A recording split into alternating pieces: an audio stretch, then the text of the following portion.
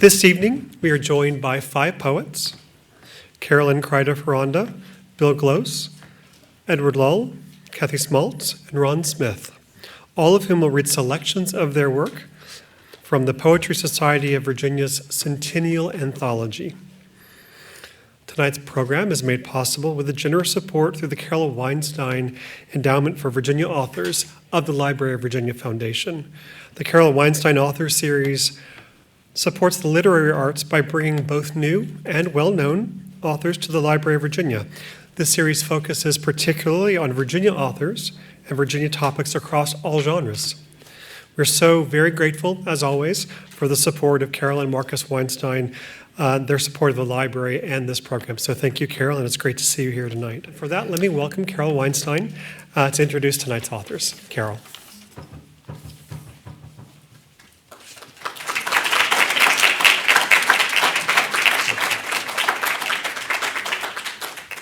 It's no surprise that because I sponsor this Virginia Author Series, that I admire all writers across the spectrum.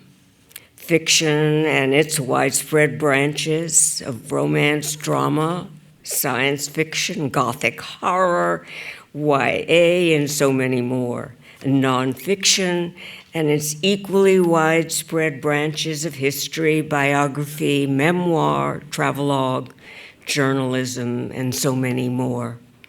I admire how they sit alone at a desk for hours on end.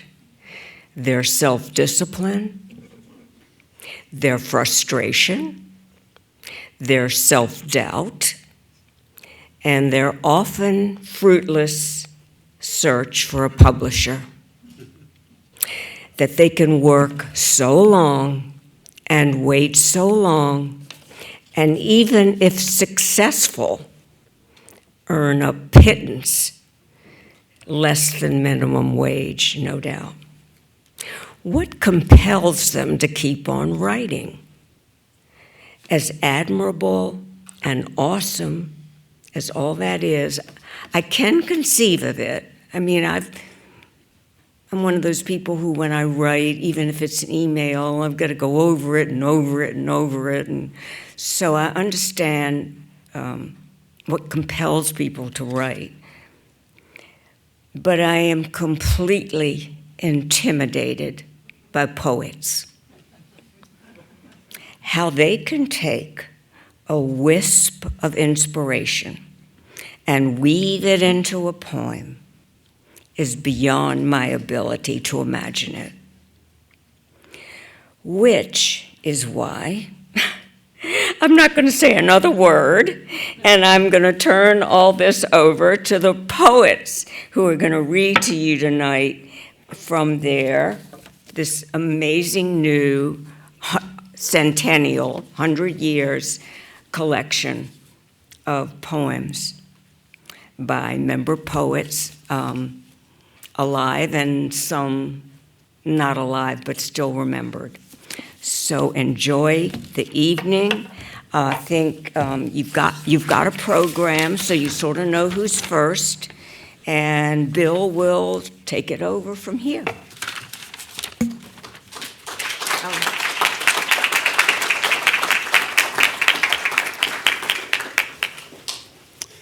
Thank you very much.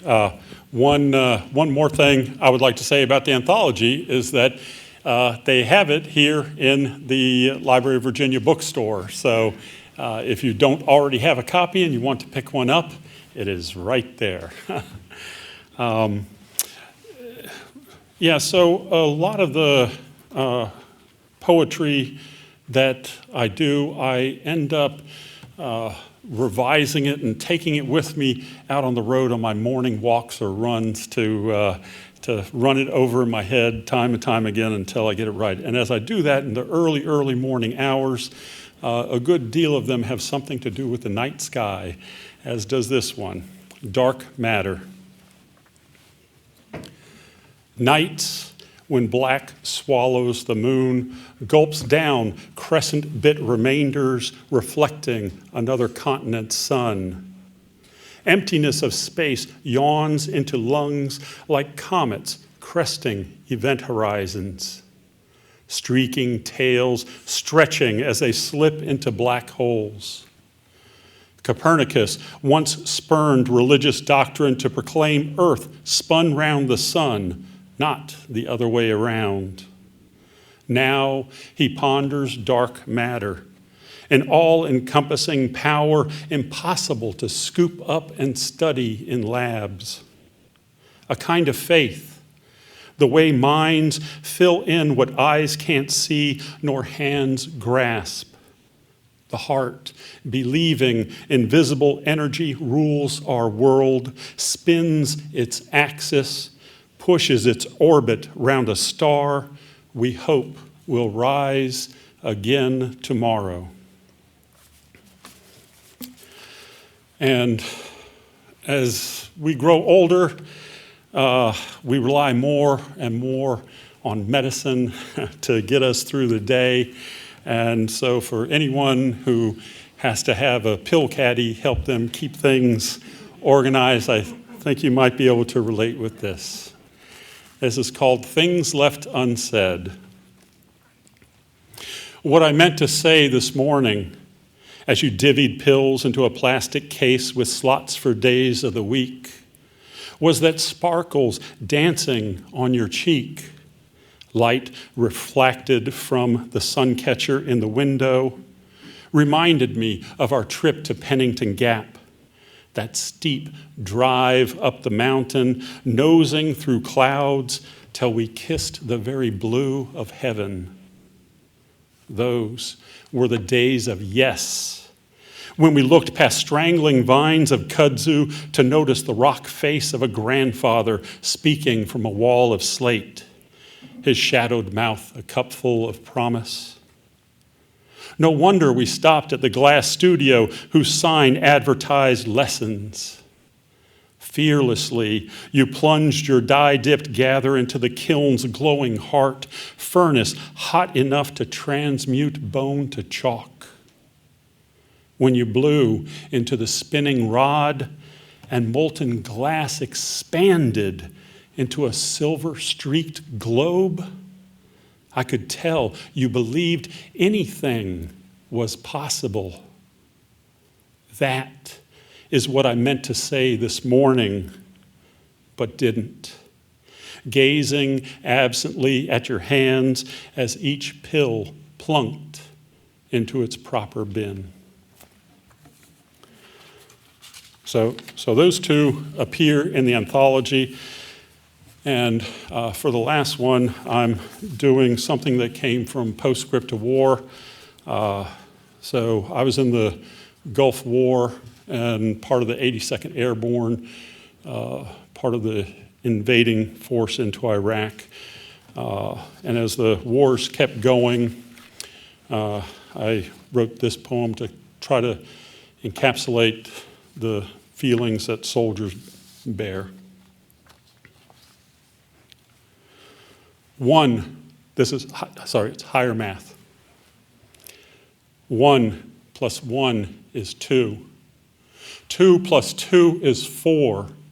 Such simple calculations drawn with chalk on boards black as dried blood.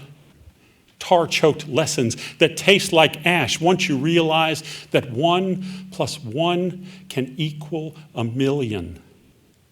1 soft body, 1 mortar round, 1,000,000 gristled parts. How to snap together pieces of a puzzle, their edges slick as cherry filling from a pie. No one tells you that in school. They teach word problems instead. If Jack is traveling 20 miles an hour from A and Tom 10 from B, who will reach C first? What if Tom's Humvee crumples inward from the geyser of an IED? Will Jack rush into the swirling cloud to pull him from the kill zone?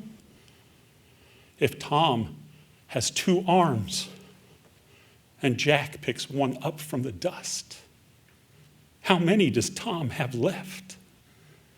2 - 1 is 1. But also 2 minus 1 is nightmares. 2 minus 1 is years of therapy. 2 minus 1 is perverse addition, loss growing into reasons for revenge.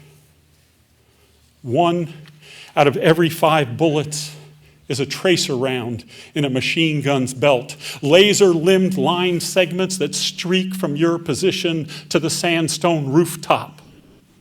Puffs sprint across the parapet, climb down walls, lance through shutters and doors. Maybe the trigger man was in this building. Maybe not. If you're a good little numerator, never bite off too much of the whole. They might teach you algebra, substituting letters for numerals, how to solve for x. But I need higher math. I need calculus. I need to know when the area under the curve approaches infinity, who the hell do I shoot? Where do I point my muzzle when there's no end in sight, when every round fired has as much chance of doing harm as doing good? It's statistics, percentages, probability, and all its imperfect permutations. 1 plus 1 is 2, 2 plus 2 is 4. I can sum these figures on my fingers, but I need a calculator to count the missing arms and legs, the flag-draped caskets. 1 plus 1 plus 1 plus 1 plus cemeteries and headstones plus 7 men firing 3 rounds each plus 1 flag folded into a perfect triangle, hypotenuse squeezed between white-gloved hands that plunge its right-angled vertex into a widow's heart. How many star-spangled triangles must I count before I can fall asleep? 1 plus 1 plus 1 plus 1. Thank you.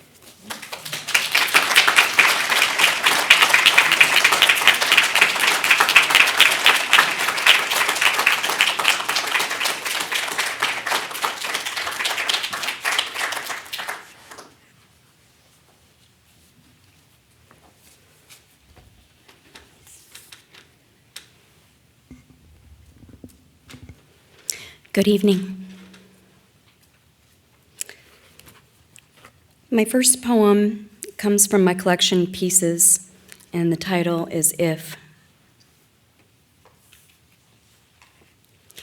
If you're 12 and your mother gets driven away at 5 a.m. in winter darkness, 3 hours before the first bell rings at your school, you don't tell your homeroom teacher why you are tired, that your mom had a breakdown. Later, when you're told she'll be gone for a month, maybe 2, you are angry because she was taking you shopping for a dress that afternoon, one to wear at the 7th grade spring fling, and now your father will have to instead. Not only is he colorblind, he doesn't even know you wear a bra. In her absence, the gifts arrive on the altar of your dresser like burnt offerings.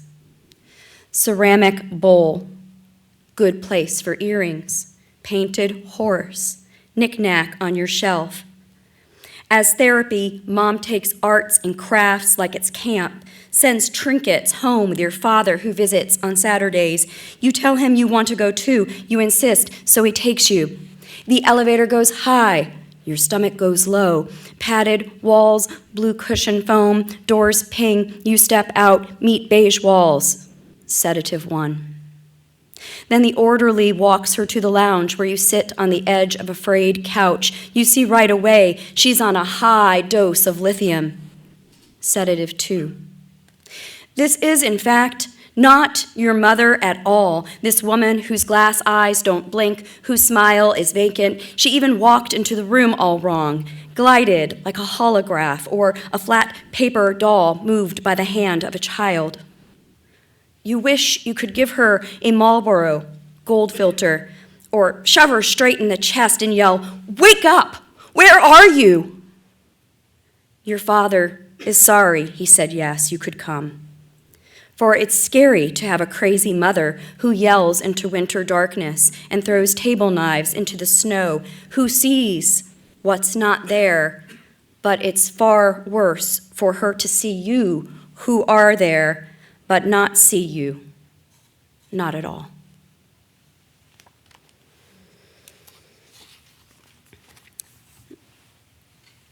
My second poem is called Involuntary Reflexes. My friend is dead. At the end, we thought she was thirsty, but we couldn't give her water since she could have drowned in the fluid of her own lungs. 8 days without food or water, and her body lay there in the hospital bed, dressed in the white gown they give you to die. Her hair lost its luster, her skin turned pallid, then ash gray. Sometimes her lips puckered like she wanted a kiss or to latch, as if before crossing over she were regressing to infancy. Her hand, warm and moist for a few days, her forehead set in a thinking scowl as if she were hard at work puzzling out answers. Her bosom, a soft pillow where we laid our heads, whispering our last words of love. The dying seldom speak. After many years of trying to choose the right words, suddenly there are none. The living listen to messages the almost dead left on their loved ones' phones days or weeks before just to hear their voices again. They tell us they love us. Call back soon. What's good about dying is the letting go, I think, because I'm not dead yet or dying. My friend is dead. At the beginning, we thought surgery could save her, piece back together torn walls, but the brain is trickier than the heart. The heart lets you repair it sometimes, but the brain seldom does.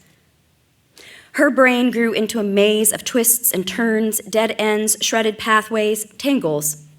It started with the forgetting, grew with the headaches. At the end, we thought she'd returned. She brought her hand up to her cheek, scratched an itch. The doctor said, involuntary reflexes. To watch her lie motionless for days on end, then scratch her cheek, filled us with useless hope. There is no logic in love, just involuntary reflexes.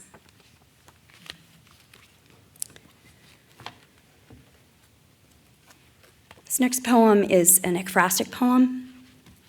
If you've ever been to the sculpture garden at the National Gallery of Art, you may have seen this sculpture. Frozen. These headless hordes do not enter here, the sign says. Maybe they'd say it aloud if they had mouths. What makes us mute? Unlike them, we have heads, mouths, eyes, ears. Their skulls must be at Mardi Gras. You've got rhythm, babe. Dancing bones, empty socketed clavicles, tendons turned into guitar strings, picks plucking at what used to bind, kept us all together. The headless are, at least, good at keeping secrets, frozen in their last pose, modeled after those children who froze in cattle cars, stolen from their Poland, from their parents, sent to Nazi German death camps. They can stand tall forever now, torsos pushed out in perennial bloom, immovable bodies, feet planted firmly in place. If they ever did receive their orders to go, still they'd remain unmoved. 24 of them flanking us, bronzed bodies, corrugated texture like the rough remains of an old snakeskin. The guard changes. But behind enemy lines, nothing stirs. This one is in a different anthology from the Poetry Society of Virginia, 2019.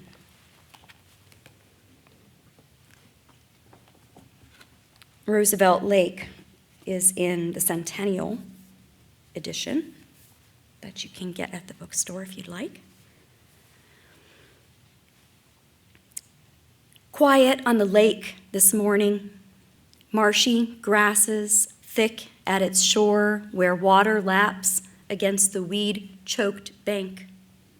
Sycamores seek sun at 45-degree angles, stretch out to the blue-gray shallows where the wind dances with the sun's reflection, a mad mirage and scherzo. A woodcock calls, perched in pine, on alert for fish not far from the lines where we cast. Our orange bobbers float while we too watch and wait. And if any of you like Shenandoah National Park, you may recognize this trail. This last one is called Good Weather on Hawksbill Summit, and if you haven't been there, I highly recommend it. Clouds move swiftly here over the miles of sloping trees. Ridged earth climbs to meet blue peaks beyond, then kisses sky. Most times I'm here, surrounded by other visitors or my family, but no one ever wants to sit on these age-pocked rocks, stay long enough for me to pen a poem. Today, I come by myself, for myself. It's quiet, except for the mother and son speaking quietly on the next peak. Quiet, except for the dozens of flies hatched from puddles of recent rainfall. Quiet, except for hawks cawing through the breeze. The trailhead sign said, on a clear day, you'll see 115 miles. Beyond the row of rocks in front, horizon commands me to look further, past farmland patches, sloping countryside, rolling hills, distant ridges, farthest reaching range behind the one before it and the one before it. Can you see forever? It asks. If you stayed here, perched on these pockmarked rocks that rose from Earth's center 1 million years ago, let darkness swallow you up, the dawn unfurl you. Sat so still you became one with the rocks. Would you look out 115 miles or maybe even forever? What quiet mystery would offer itself like a cloud unfurling into Earth's canopy? What would you do with its offering? Thank you.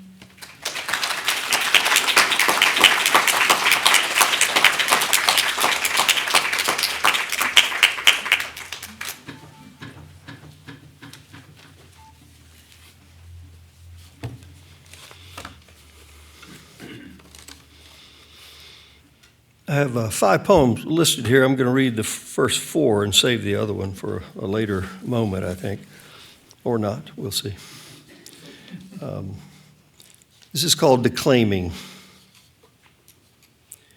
When my father takes my poems in his fight-broken hands, he holds my few words at arm's length, raises his rich, unused voice, and calls each syllable so carefully you can see him declaiming Bryant 50 years ago at attention beside his lunch pail in the single room of Stilson School. There, his cheeks are full of blood, and he is handsome. Paris Island is 2 years north. He smells like the cows he milked in the early Georgia dark. He moves down each row of phrases with the grimness of those who feel they must make the earth yield its sweet corn, its crouching Japanese, catching up against hard roots, going on up the burning islands of the Pacific, peering into the flaring dark of each step north. Against beachhead sunsets, he sees the zeros sputter and go down. In foxhole after foxhole, he dreams of dusty fields where he falls behind the mule and the rows close over him, and he comes up changed, atabrine yellow, wavering in the merest breeze, his body whispering. The days have gathered into straight lines behind him. After half a century of the silent heft of steel, he is left with a handful of someone else's words, words that slip between thick, crooked fingers like the lightest of seeds.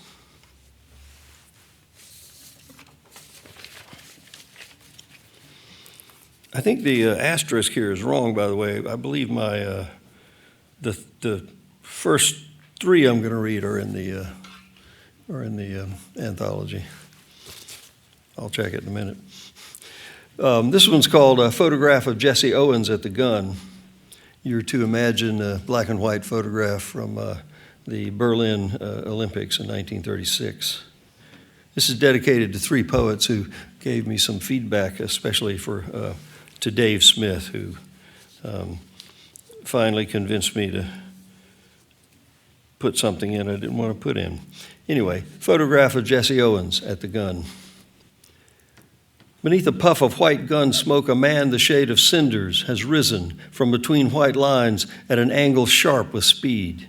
He is himself a thrust of angles, 1 foot down, one hand reaching, elbow, knee, the single bend at the waist, all his flesh strung tight. In the background row of pale, blurred faces, these who appear to wear his colors must be his teammates.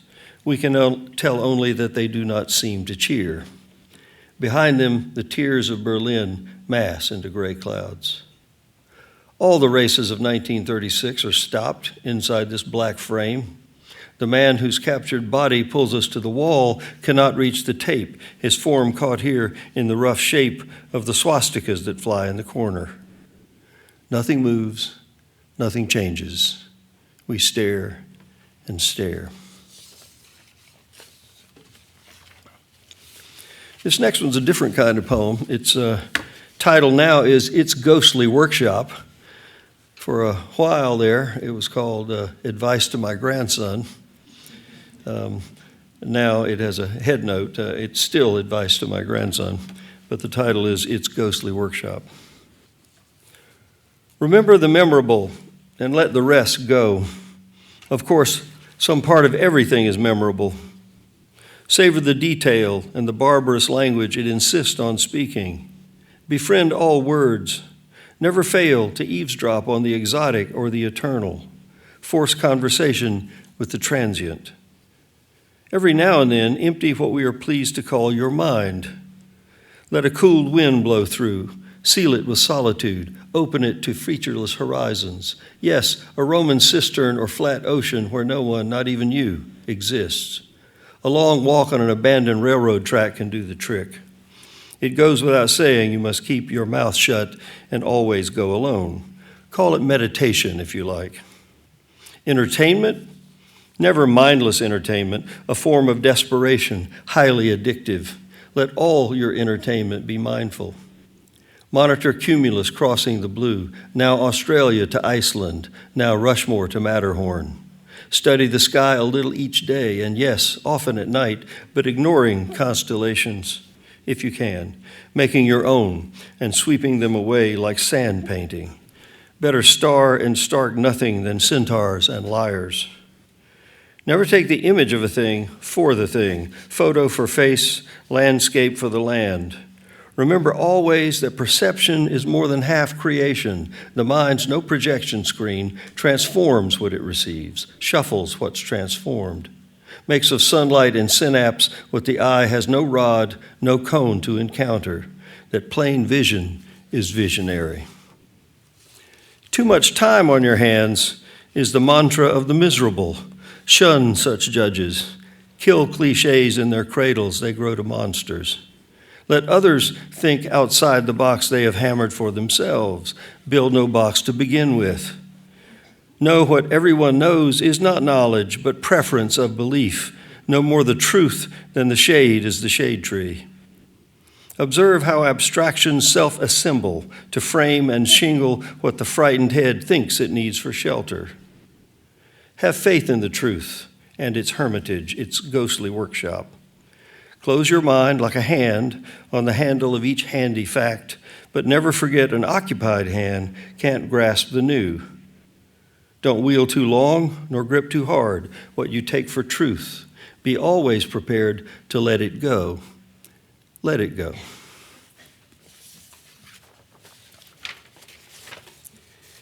And I'll finish with a wizard in the forum.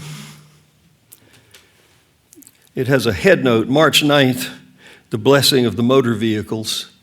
In all of our trips to Rome, We only stumbled onto this once. We've been to Rome many times in March, but one March 9th, there it was, the blessing of the motor vehicles. And this poem begins to give an idea of why I'm absolutely obsessed with the city of Rome. This is dedicated to Carole Weinstein, and it's in memory of our mutual friend and religion teacher, Bible teacher, Bob Alley, who had the best sense of humor of any Baptist minister I've ever known. A wizard in the forum. Today, the cop cars, big trucks, street sweepers, cherry pickers come to bow for their blessing. Santa Francesca Romana, mantled in Hadrian's massive ruins, emits a little man in black. He looks down from what's left of the Valian hill into the fascist trench full of vehicles, makes a cross, then turns his back on the spectacle, seems to contemplate for 3 long seconds the grubbed and humbled Roman forum, vanishes. For the moment, no carabinieri choppers churn the air. No small jets follow the aqueduct southeast to Ciampino. But a gleaming crick-crock bag riding an updraft is Simon Magus, upright in my mind like one of those jetpack guys in Life magazine. Cinecittà temples, colonnades unfurl in the valley and climb the hills. The forum crowd gapes and cheers the banner of his streaming beard. St. Peter, bless his legendary soul, goes down so hard on aching knees he dents a basalt paving stone and launches a stinger of a prayer. Of course, the wizard takes the plunge. Some say he landed there, broken and bleeding, and leaving above the disappointed multitude nothing but righteous, empty air. In the fullness and fracture of time, you can guess St. Augustine had something to do with this, that Greekless Puritan who tasted, then tossed away even innocent pleasures, purchased pears, decent poetry, chase baths, leaping high for the hell of it, grieving, simply grieving over your mother's corpse. Break the flesh on the senseless stones, eat the air, O hippo, promise crammed. God bless all grovelers. Those witty soldiers in the Ager Vaticanus north of town knew, know, will know in their merciless bones everything's already upside down. Thank you.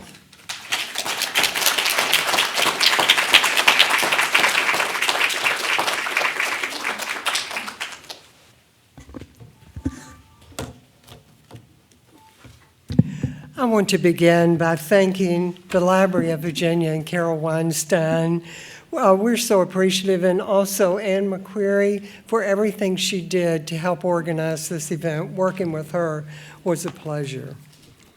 The first poem I'm going to share with you was inspired by a trip that my husband and I took to Bolivia to visit his family, and when we were coming back, the airplane, when it was going from one city to the next, just descended just like that.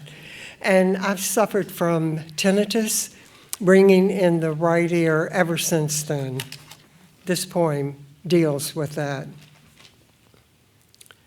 The ringing, like a claw, starts, a sequestered racket that hisses in sleep and hums in a spring-fed swamp, spatter docks, Claire de Lune hearts bobbing like vessels. Easing my kayak beyond the stream's fringe, I paddle through the after hush of dusk. Feverish the stars, the moon coy above a quilt of clouds, the wetlands in an uproar, owls, raccoons, minks sounding an alarm as jarring as a howl in the hoarse throat of night. The feathery dark swells to a crescendo, a choir of spring peepers in search of mates. Lowering my head, I count the times their vocal sacs fill and empty, these crossbearers, olive green, tan, and gray, colors I see every time my ear whistles. The din, the maddening noise calms among the scent of half-open cow lilies, seductive in these elusive headwaters. O canopy of bald cypress, Sycamore, sweet gum, dance for me until my hearing heals in the defining hour, windless, serene. Something my parents taught me when I was growing up here in the Richmond area is you never give up. You just keep going regardless of what it is you're dealing with. And that's what I try to do daily. Now, my husband and I moved from the DC area to a wonderful natural setting. Some of you have been out there to visit us, and we just love it there. It's very, very peaceful. And this poem is inspired by that area, but also about having lived elsewhere. Today, I raise the blinds on October's gold and red tumblers, a balmy breeze clothing the brambles, spiders upside down weaving azure light. I open the blinds to see the little things, sun's long legs interlaced with soothing birdsong, a woodland path adorned with willowy filaments, tidal water moving in and out like a tango. What would I do if this house were windowless? What would I do without flame-soaked branches of oaks waving as wind quickens? All that color covers the cove, a melody of scarlet and amber whispering like a serenade of wind chimes. What would I do without web strands guiding me to the creek, luring me to bathe in ripples among tumbling leaves? The first time I saw this piece of land bordered by an inlet, I heard the stirring hum of waves giving praise for small creeks hidden from a city's thrum and rustle. Today, I raise the blinds and give praise for the fluttering coos of morning doves sunbathing far from a nation's wails and cries, far from the darkness of a disheveled world. Once we moved to this area, we very quickly set up a national certified wildlife retreat in the backyard, and we started raising monarch butterflies. My husband, being a former vet, knew exactly what to do. And so over the next few years, we raised 454 monarchs and released them in honor of some of you. Now, I should also tell you that, of course, now the monarchs are slowly disappearing. And again, our care for the environment matters. Monarch survival. Where are the monarch butterflies, nature's pollinators that once graced the countryside? Their plunge over 2 decades sharp enough to threaten the food supply. What caused this rapid decline? I search a woodland path, once laden with zinnias, sunflowers, and milkweed, the secret of toxic weed killers permeating the air. Last year, my husband and I raised and released over 200 monarchs, their wings deep orange, black-veined, the edges bordered with a decor of white dots. A blessing to watch them flit among oak branches, dancing the energetic, wing-lifting jive. What happened to this rhythmic thrall? Today, across the creek, the blare of trees pound the earth, resound as builders strip the land bare to construct palatial homes, the native milkweed, the monarch habitat gone. Stand up for pollinator survival. Stand up. The butterflies have the right to survive. This next poem is a villanelle, and it's entitled On the Studio Boat. Can you tell I like water? From the studio boat, I can see better morning haze, its ghostly vapor dissolving into the river's mouth, plum-cloaked, an opening beneath the first light ripples flooding like sea pearls pink and swelling. I can see better from the studio boat Morning sweeping down, gulls gliding over glassy surface, wing shadows floating into the river's mouth, wind-soaked and opening. The suddenness of anything, a passing jet, its ivory fumes parting. I can see better from the studio boat. Morning's masterwork, orchid winging across sky, maker of water diving into the river's mouth, lavender and opening. Sky sails billowing, the day soaring, a violin, the sun arrives trilling. From the studio boat, I can see better. Morning rises out of the river's mouth, wine gold, opening. And this last poem, came about from kayaking. Now, believe it or not, I have gone kayaking at night, and I've been on the Dragon Run, which is a very pristine watershed that flows into the Piankatank River. Swamp song. Never enter a swamp alone at night. I ignore the warning and tuck the smartphone in the glove compartment. No need for tweets, emails, wiki insights about gnats, chiggers, no-see-ums. As sun descends, shadows swirl through burly oaks, anchored like columns. Hush, whispers the moon, grabbing hold of bats. Mouthfuls of moths assigned to crouch lower, burrow deep in leaf litter. Great horned owl dives, scans for voles, ascends, vanishes into a hollow. Unfurling its tail, a snake pulses through silt, disappears into a whirl of chirping crickets. In my heart, sweet violets, black-eyed Susan soothe me to sleep, a ritual like a daylily curling into itself as night envelops earth in praise.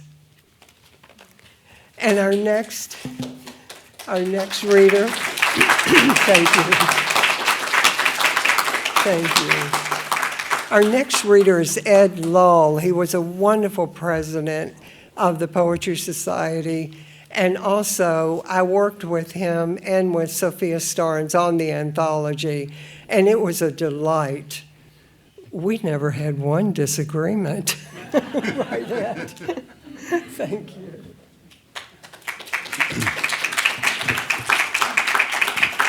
And putting it together was 2.5 years of hard work, but really fun. You know, I'm sorry Sophie couldn't be here.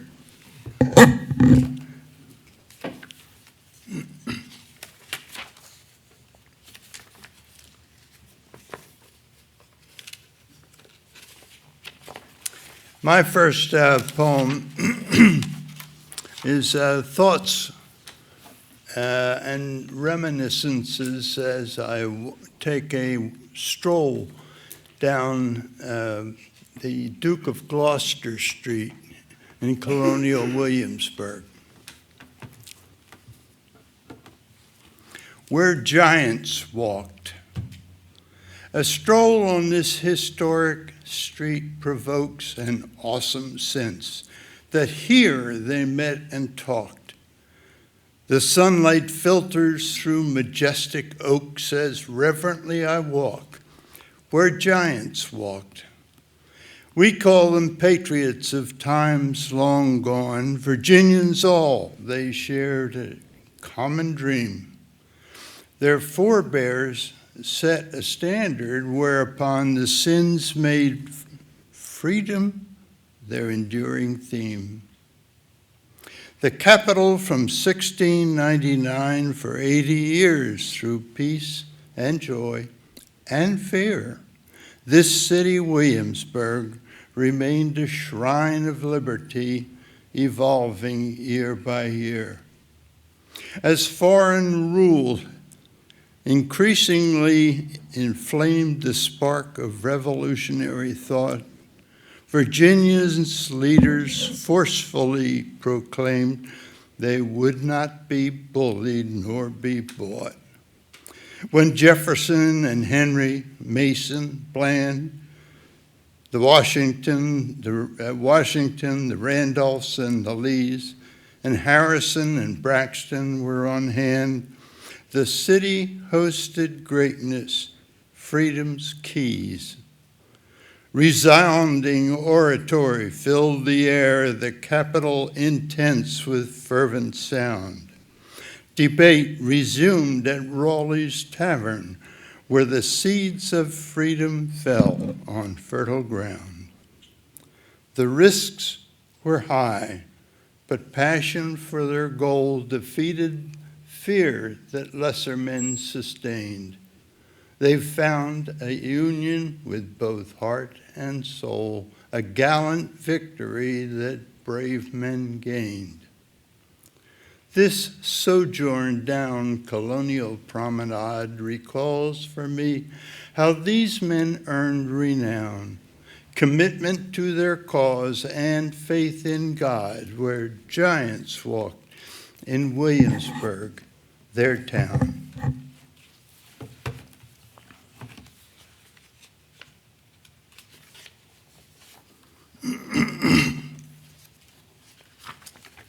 I have a lot of fun fumbling with papers.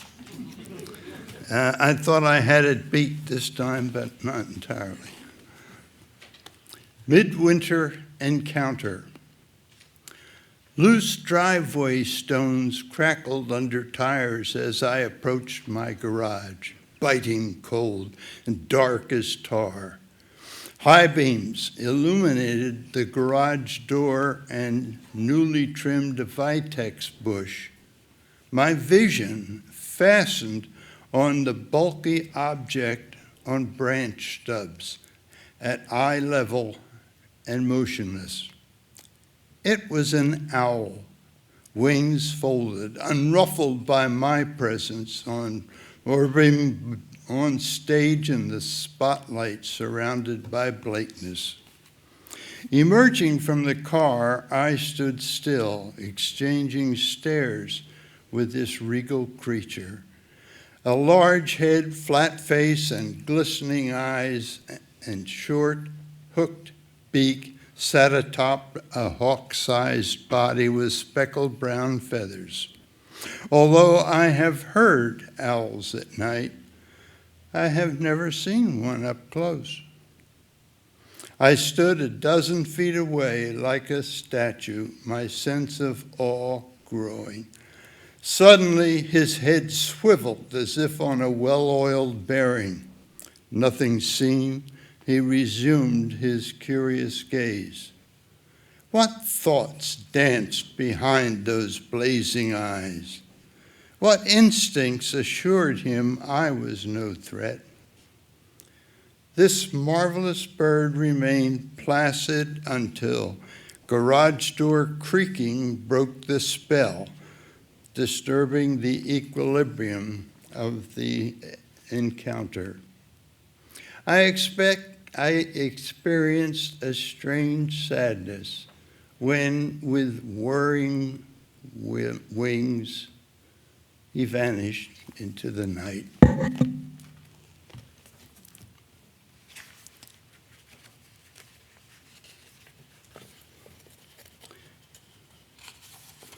At one time when I hadn't been writing poetry too long, incidentally, I started writing poetry at age 67. I recommend most of you should start sooner. But anyway, I got the feeling I knew something, and I remembered that the Commonwealth had lost its Commonwealth's song, Carry Me Back to Old Virginia. Remember that was voted down after many years of being the state song. And anyway, we never had it replaced. And then I thought, we don't even have a state poem. Well, so I wrote it. So I thought, the new dominion, both nobly born and common man, born England crossed the sea. And thus the Commonwealth began with those who would be free to spread themselves across the land and settle where they could. With hardships greater than they planned, they still found freedom good. From sturdy stock their leaders grew with independent thought. Protecting liberty, they knew, could not be simply bought. The price was high, but fully paid, as brave men's blood was shed. A nation then was loosely made, Virginia's statesmen led. The Commonwealth's diversity is greatest attribute, with fishing from the bay and sea and orchard filled with fruit. The Shenandoah farms provide fine food for rich and poor. The massive rivers, long and wide, link Blue Ridge to the shore. The tempo of commercial north contrasts with southern pace. The eastern watermen go forth, a wind-tossed sea to face. A home for all who would be true to those who paved the way. The Old Dominion lives anew, proud gem of USA. And I have a final poem here. It didn't get away from me. It's entitled The Would-Be Poet. I didn't spend a lifetime writing rhymes. I spent it living. So why start now in these retirement times? A sense of giving? Oh, no, not at all. I just have lots to say and not much time. So poetry may let me have my day in bliss sublime. And so I took my pen in hand because I thought I could. I wrote this verse, then checked it out for flaws. Oh my, it's good. I liked it, so I tried my skill once more. Results, the same. I wrote a verse that checked in, excuse me. I wrote it, a verse, then checked it out for flaws. Oh, I did, I'm sorry. I liked it, so results the same. Another masterpiece that I thought bore the mark of fame. The time had come to share my work with Kate, my learned friend. She read the work that I had done to date from end to end. She said, I think your talent's mediocre. That's what she said. I fought the urge to just get up and poke her, but left instead. So why spend precious time creating things that folks berate? Because, of course, to me, the joy it brings. I think they're great. You think that I exaggerate? That Kate was right on track? Oh, no. I know my talent's great. It's ego that I lack.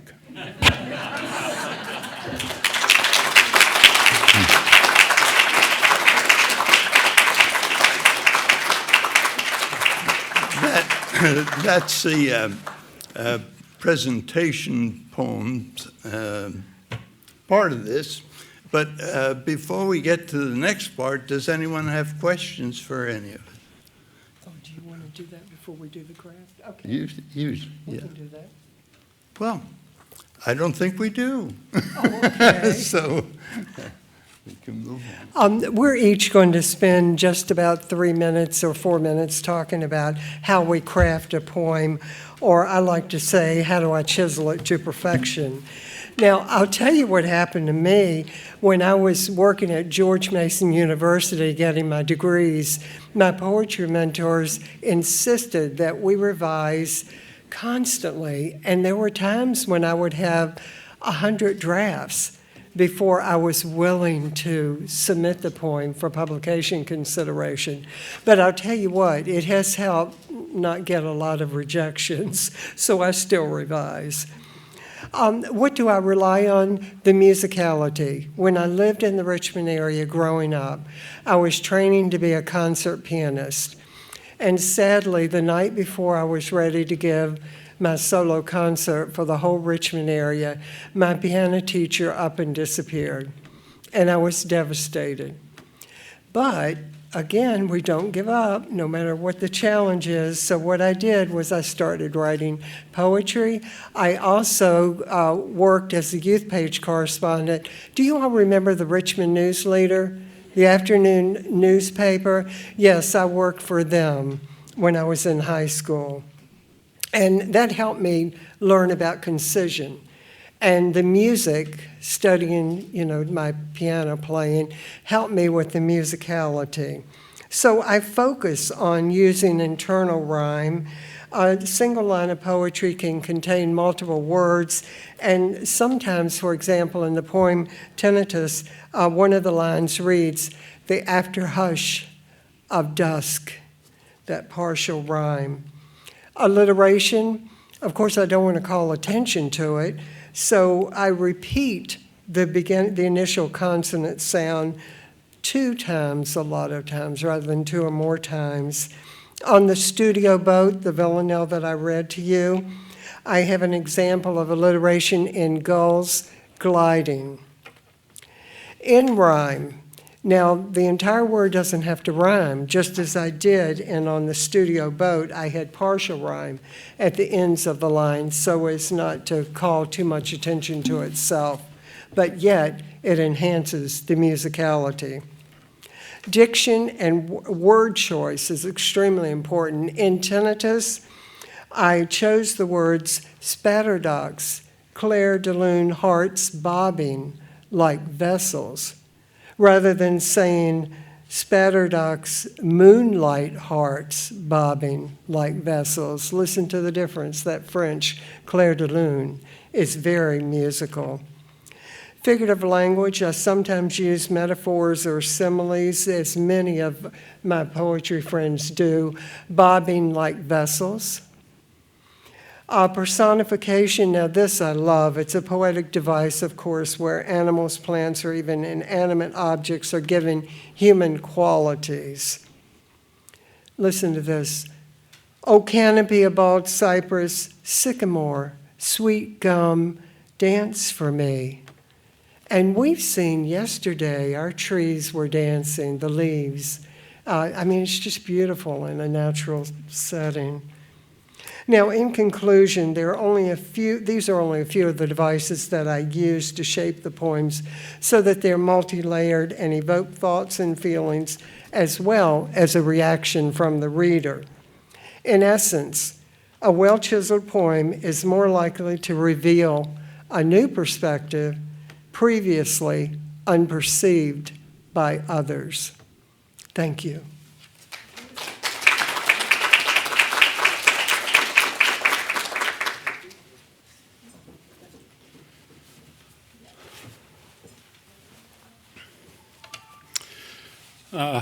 For me, my writing process usually begins when I don't expect it. When inspiration hits me, I will write something down either in a notebook, on a pad. I'll write on paper, or just whatever scrap I happen to have handy. When the inspiration strikes me, I get it down.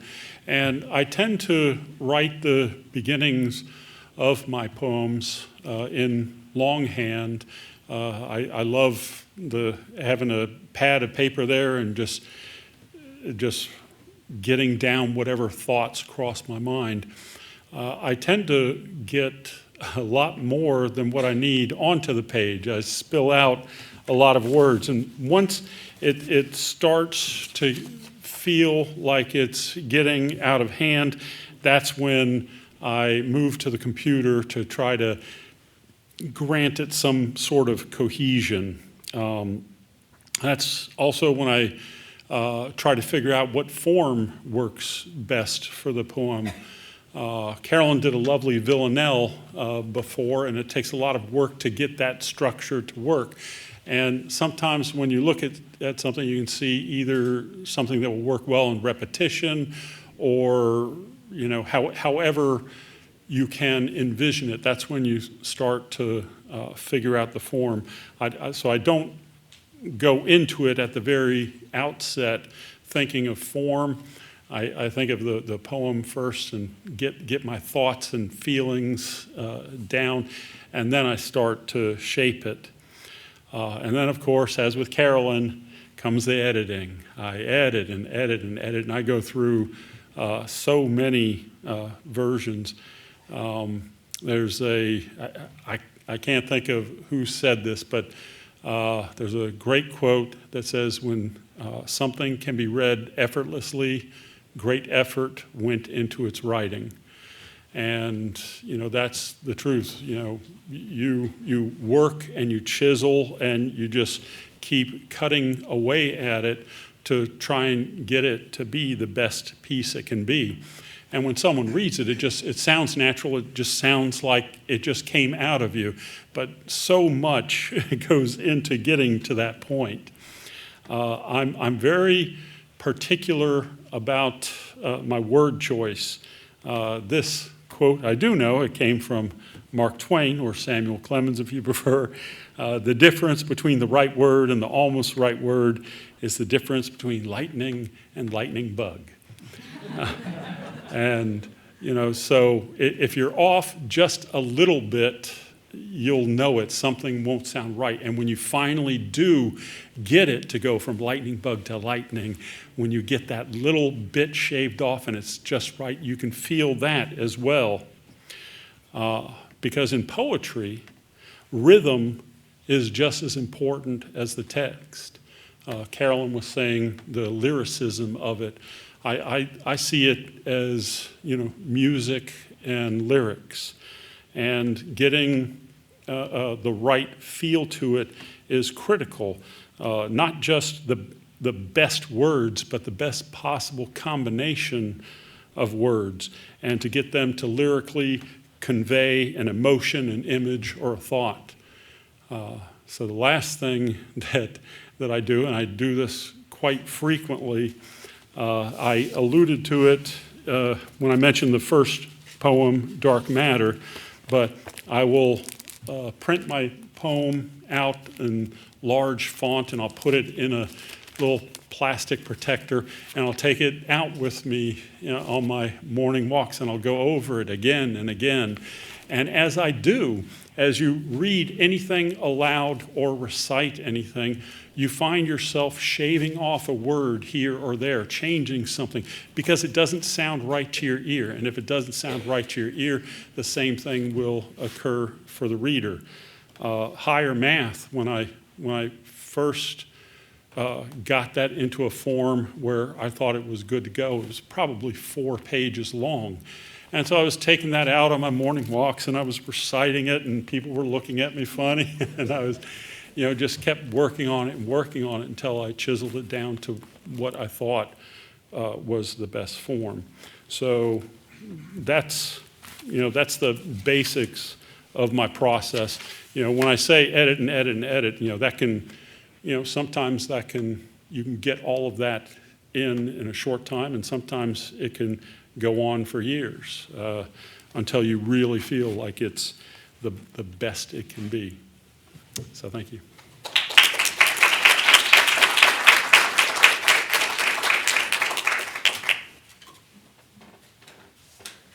So this is where we give away all our secrets. We could talk for hours about this, I'm sure. But in fact, I got to start my stopwatch so I don't do that. Yeah, I think it's important to think about the difference between the pleasure of writing or the agony of writing sometimes. But it's, even when it's agony, it's still a pleasure if you're a writer. It's a strange combination. But that and then finishing. Remember, it's not where you start that matters, it's where you finish when you're thinking about publishing, when you're thinking about a reader. I don't usually start thinking about a reader, but early on, I have to start doing that because this is a game where you pitch and there's a catcher. You got to have at least one reader. I think it's important after the beginning, after you've had your fun with the beginning of the drafts, to start thinking about it. Just one reader is all you need. Think of your ideal reader and what you want to do to that reader. I don't think about meaning so much as I do about effect. What am I going to do to the reader? Am I going to promise him something and then frustrate him by not giving it to him? Am I going to promise him something, make him wait, and then satisfy him by giving it to him? Am I going to shock him? Am I going to make him laugh out loud? My procedures have changed over the years. I write everything down, almost literally everything, and sometimes I look it over and say, oh, that could be a poem. I didn't used to do what I'm about to tell you. I do it all the time. Now, I start a new poem almost every day, sometimes 3 or 4, and frequently I won't go back to them. I'll have them. You gotta give your files names that you can find, by the way, and back everything up. But for some reason, that seems to work for me now. It used to be that I would get into a poem and I would stay with it until I was so sick of it that but I knew that if I just kept pounding on it, I could get it right. This is not a good idea. It'll just make you crazy. What you have to do is give up that one and go to another one. If you're working on a heartbreaking poem, a serious poem, you'll know when you get to the point where you need to go write something funny, something light, and then you can go back and pick it up. Also, more than ever before, I'm interested in the way the poem looks on the page. I like to say, ever since Gutenberg, poems have 2 different kinds of lives. There's the way it looks on the page, and that has an effect. If it looks neat on the page, then it must be communicating neatness or control or order in some way. If it looks ragged, then it must be about a chaotic emotion or a chaotic experience. I think it's really important to work from life, as painters say. If you just sit down and dream up a poem, you'll be amazed at how limited your imagination is. But if you write down what you see the guy doing in the front yard when he's digging up the pipe, you discover all kinds of interesting details. And I try to work usually literally, just match the word to the thing, the smell, the sound, the events and how they connected. And out of that, I find, comes the metaphor. Out of that comes the metaphorical meaning. I think my time's up, so I'll stop there.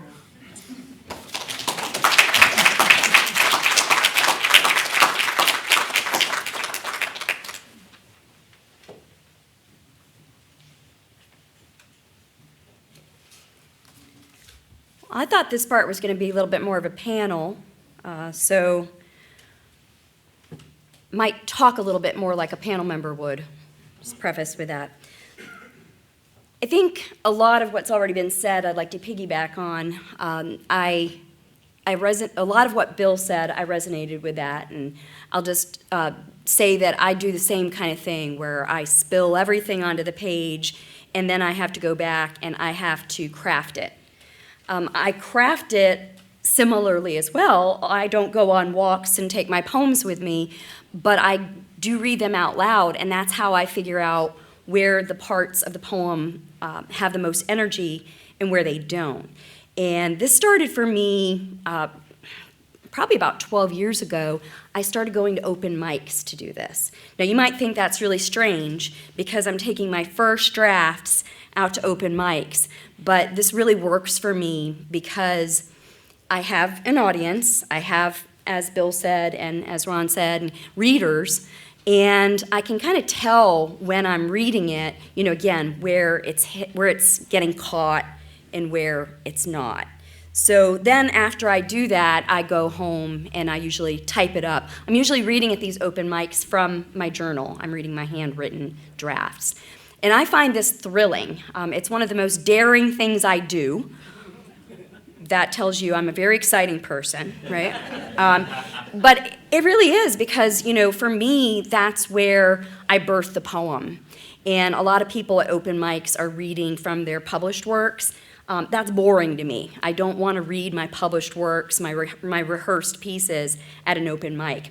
And then at the open mic, if I get to be too well known and I get to know the people too well, it's time to leave. I'm no longer wanting to go to that open mic. I have to find a new spot.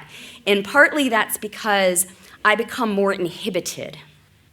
And the entire point for me of going on these walks with the poem is to be uninhibited, and I can't do that if I feel like I know everybody and now they have an expectation. And so it's really important to me to have a raw readership when I'm doing this. And I tell people they're my drafts and I'm here to have fun, and it works for me. And then, like I said, I just kind of hop around from open mic to open mic, and then I go home as quickly as I can, I type them up. About that, I also do the same kind of thing. Look at the clock. Do the same kind of thing with craft in terms of form. I don't think about that much at all or at all when I'm writing. I think about that when it's time to revise.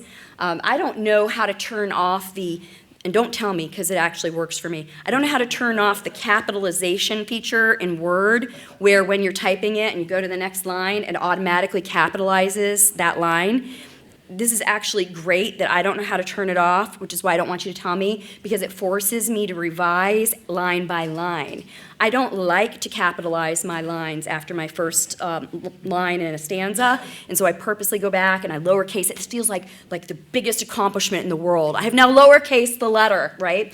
And then I can look at it and I can start getting rid of some of the words and I can start replacing some of the words. There's just something freeing about knowing that I have that easy thing that I can start doing in a revision. And I'm really happy about the Word program having that default because that's what got me rolling. I would also say that I tend to write long poems, typically, actually I think used to maybe is the right word. I'm writing shorter and shorter poems now, and I think that's in part going back to what Carolyn was saying about becoming better and better at revising and becoming perhaps more of a poet and less of a fiction writer, which is actually what my MFA is in. So I started writing these very long narrative poems, some of which you heard tonight, and then I realized, I should write sestinas because those are very long poems. And I have written several sestinas. They're very difficult for me. I don't know if they're easy for anybody. But what I do love about them is they do give me that space where I can marry form with the long narrative that I've got and that repetition. And one person said, I think it was Adanasio and Locke said that the sestina is for the obsessions that you have, and that's why those repeating words work so well. So I'm one of the weird people who likes those. But then, I've also then looked at villanelles. I think I've only written 2 of those. I like the pantoum, if you have never written one of those. Those are great fun. Again, kind of obsessive, so you can see a theme here. But it does help if you go through the first draft, and then this may sound a little strange, but I kind of do the same thing Bill was saying, but I talk to it, and I say, hey, what do you want to be? And I just ask the poem, I say, what do you want to be? And then it speaks back to me, and it says, I want to be this, or I want to be that. And sometimes it says, quit trying to cage me into a form, Smaltz, just let me be a free verse. And it's like Whitman yelling at me through the ages. So a lot of my poems are still free verse. I do think that it's very self-disciplined to go to the form and to make yourself stick to a form, even if it's a modified form. But I have to say that that's a different kind of fun for me. That's a very disciplined fun that I don't always have time for. So sometimes for me, the greater fun is just writing the free verse poem, taking it to the open mic, typing it up, and then letting it be. And not really worrying too much about, I can't believe I'm going to say this, but what other people think. Because this is the place where I have fun, and it's really the place that I have the most fun. And I think that's okay, like to just have fun somewhere.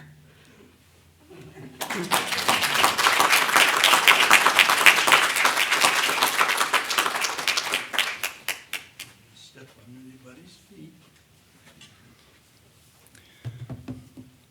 I hope someone's recording that because I need it.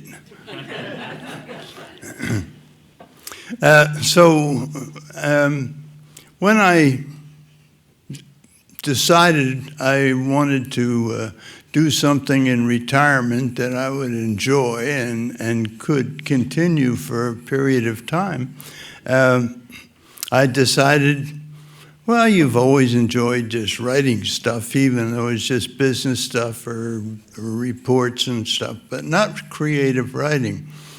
And so I thought the Christopher Wren Association at William and Mary that I would take. We had just, my wife and I had just moved down to Williamsburg, and I thought, I think I'll get the catalog and sign up for the first semester in a writing course, any writing course. And so when I got the little listing of all of the things that were offered, they had a really great, a great mess of things that you could do, but none of them had writing except one. Only one in that semester had writing, and it was a beginning poetry workshop. And I thought, I didn't want to do that. But I thought, well, maybe it could get me thinking creatively if I get in there and give it a try. Well, I did have a lot of fun with it right from the start. I enjoy writing form poetry after I got into it a little bit, and was fascinated by what I could do with form poetry, and I started.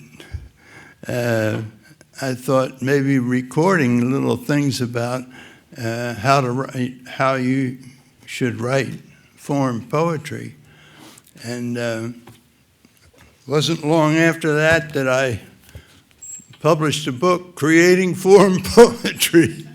And so the beginner got a lot of fun with it. There are 28 forms that are described in there on how to write them. And I realized I ought to have examples in here of all of the forms. So anyway, I thought, that's too much work.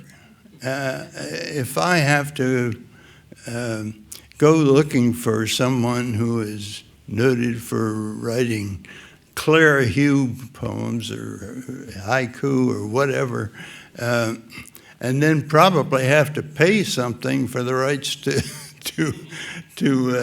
use what I found, I thought, wait a minute, you're writing it, you got to do one of everyone, at least. So anyway, that got me going. I like telling stories. I was driven into writing my first book by something that happened, started at the Naval Academy. When my final year there, you had to do an essay, and anyway, as I usually did with projects like that, I did nothing for quite a while because I couldn't think of what I wanted to write about. And the standard advice when you're in that, it says, write what you know. Well, I didn't know anything. So anyway, I got a couple of suggestions from the professor that was overseeing these. And one of them was to do the research and write an essay on the preparation the English made to meet the Spanish Armada. Well, okay, I'll do that. So anyway, I did that, and I came out with narrowing the thing down, way down to just a single sea voyage, which really had a lot of action in it. And I have to say, I was very proud that I got the highest grade that I ever have in 4 years at the Academy on it. So I thought, that's something that I did have fun doing. So I thought, maybe I can just get that old essay out and see what I can do with it. Well, I tackled a silly thing for somebody who's just starting, really, about 2 or 3 years into it. The mention was made just a minute ago of free verse. Well, free verse certainly is the most popular verse that is in quantity that is used now, and yet there is a real comeback that seems to be being made for foreign poetry. So anyway, I thought maybe I could tell a story about, expand then on the actual factual stuff that I had done for that essay. And I got into it, and I guess I've already kept a short story monotonous, but anyway, I decided that I would write in blank verse. And blank verse, to those who think it's free verse, it isn't. It's very carefully rigid, but there's no rhyme in it. But every line is iambic pentameter rhythm, di-da, di-da, di-da, di-da, di-da. And so anyway, it was like Morse code in the Navy. Anyway, I wrote my first book there, and I told the story, and it turned out to be a historical novel written in blank verse. I had about 4,400 lines of blank verse telling this whole story. And I thought, I can do anything now. So anyway, using a lot of the techniques that folks have been talking about here, the idea of write about what you know when you have a blank sheet in front of you is good if it works, but it certainly is difficult to start with a blank sheet on something you don't know anything about. So that's winds up taking a lot of research and all. So, anyway, I think that'll do. Thank you.